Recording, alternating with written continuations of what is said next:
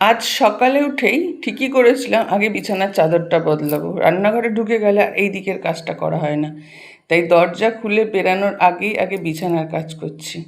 হ্যাঁ, সবাই দেখে ভাবছো যে খাট নেই, না আমার এক সময় জাজিমটাও ছিল না, আমার শুধু এই যে তোষকটা দেখছো টানছি, শুধু এই তোষকটাই ছিল।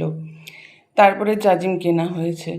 আসলে এই কথাগুলো বলাতে কোনো গরিবতা দেখানো নয়, এই কথাগুলো বলাতে হচ্ছে তুমি যখন ইচ্ছা, যদি তোমার উপর রাধা মাধবের কৃপা থাকে বা তুমি সত্যি ঠিক পথে থাকো, তাহলে তোমার তোমার সব কিছুতে শূন্য থেকে তুমি আবার গড়তে পারবে। এটাই হচ্ছে সবচেয়ে বড় কথা। শূন্য থেকে গড়া যায় যদি তুমি তোমার নিজের পথে ঠিক থাকো।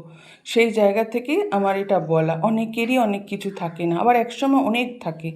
আমার তো একসময় ঘরে দুটো খাট, এসি, যা যা লাগে একটা ভালোভাবে চলার জন্য, একটা মানুষকে লোকের কাছে একটা স্টাবলিশড মানুষ হিসাবে প্রমাণ করার জন্য আমার কিন্তু সব ছিল।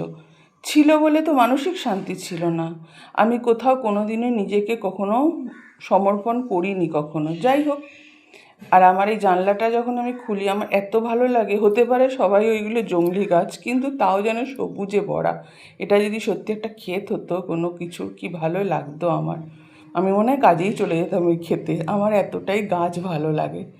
যাই হোক, সকাল হলেই জানো সবারই সব জিনিসপত্র জায়গা মতো দিতে হয়, দিয়ে সব জায়গা মতো দিয়ে তারপরে দেখো এটা আমি বানিয়েছি মানে এটা লাইট লাগিয়েছি এর মধ্যে, পরে দেখাবো। আর এইটা দেখানো ভাবছে শাড়িগুলো ফেলার, না এগুলো আমার সবকটাই শাড়ি পরার, আমার এখনও আলমারি নেই। এটা বলতে আমার খুব খারাপ লাগে না, কারণ আজ নেই কাল নিশ্চয়ই হবে, যদি আমার সব কিছু ঠিক থাকে, আমার মনোবৃত্তি ঠিক থাকে আর ভগবানের কৃপায় থাকি। এক সময় তো আমার এই যে ফ্যানটা দেখছো, এই ফ্যানটাই আমার ছিল, আর কিন্তু কোনো ফ্যান ছিল না। আজ আমার কুলার আছে, আজ আমার উপরে একটি ফ্যান আছে, সবই তাদের আশীর্বাদ। যাদের আশীর্বাদ ছাড়া সত্যি আমি উঠতে পারতাম না। আর আশীর্বাদটা পেতে হলে অনেক কষ্ট করেছি। এই ব্যাগগুলো আমি কিনেছি শুধুমাত্র জামা কাপড় রাখার জন্য, কারণ আমার জামা কাপড় রাখার জায়গা নেই। এটাই লাস্ট পড়েছিল, তো এটার মধ্যে রেখে দিয়েছি। কারণ আমি আলমারি কিনলেও এটা করে করেই গুছিয়ে রাখবো, চেষ্টা করব, কারণ আমি অর্ধেক জিনিস খুঁজে পাই না কখনো। চলো আজকে